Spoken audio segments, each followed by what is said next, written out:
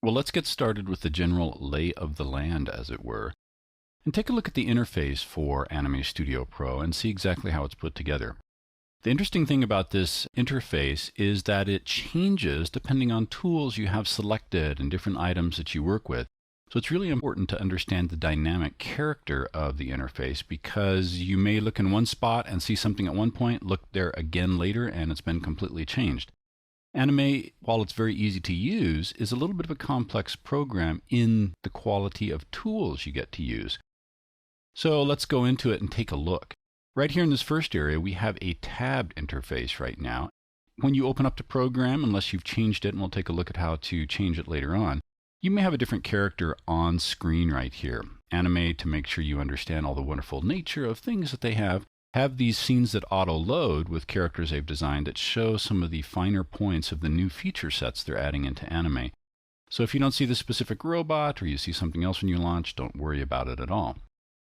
One of the biggest and most important changes that Anime's made in their layout happens to be a tabbed interface.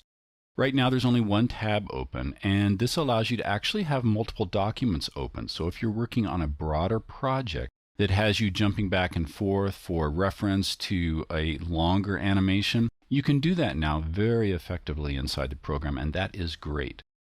So as you get more documents open, the tabs continue to appear across the top, just like with a web browser. In fact, Anime now uses WebKit as part of their program build to make things like that possible and easier to work with. Now, the tools palette's over here on the left, and we're going to come back and visit each one of these individually in greater depth. But we've got the things that you work with and see with over on the left-hand side. This area just below the tab is a dynamic area. This will change depending on different tools you select, different items. So right now, while I have a select bone tool, and don't worry again about this, we'll come back and explain it more in another movie. But if I click the item right next to it, we'll see that suddenly this area beneath the tab goes away. If I happen to select something over here in the layers palette, we have these different items that keep popping up and down. So know that as you work with or look at stuff inside the program with each of these tools, what you do and special modifications for these tools you select over here will always be presented in the top, and this will change dynamically as you select the different tool sets. This large area is kind of the stage, the work area. The area inside this lavender box is what actually will render when you do a single frame or an animated render. But you can have items floating off to the side. So if you have a character that walks into the scene, you start them off to the side and then move them in. So this box is always present here, and there's some ways you can customize this too for what's called video safe zones if you're going to be outputting to something viewed on a television. Over on the right-hand side of the screen right here, we have two palettes that show up. One's the style palette. This is how you change the look of things, not how you create them, just how you change the look. And beneath that, we've got the layers palette. If you come from any program like Photoshop or Illustrator, Corel, you've had exposure to layers, and this program's no different. You can go ahead and disclose these layers. There's the ability to nest things in there. But this is your character and your scene building area. This is how your character looks, and there's an interesting little feature we'll explore later on as well. The advanced tab in the style palette, when you click that, it changes the function of the styles palette. So we'll come back and look at that as well. Up here in the upper right-hand corners, we have a special little item called the Character Wizard. Fantastic time-saving device, and it's also a great educational tool to click on this and see how some of these characters have been put together. If you happen to click on that, we'll get a new interface that pops up here, a kind of modal dialogue that allows us to move between different characters, from boys to creatures, if we choose that. It's really just drop-down, easy to use. It's so simple, and it's a lot of fun to play with, and it allows you to quickly deploy the characters if one of these matches your style. Let me go ahead and cancel out of this.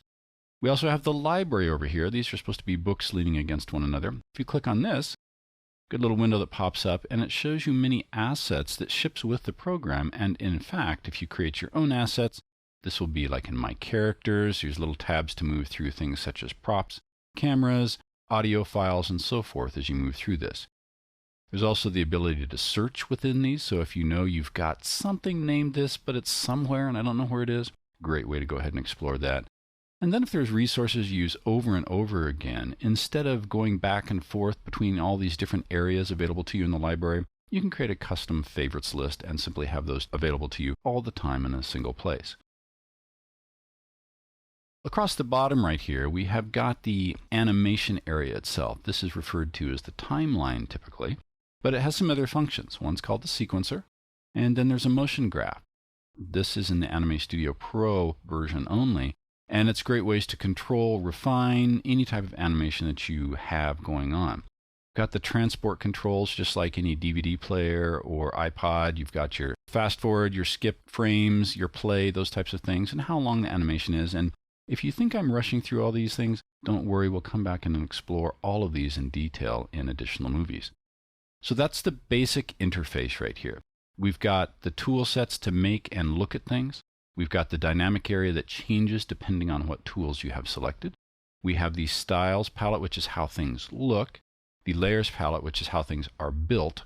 And then the timeline, how they behave over time. And then, of course, our work area right in the middle.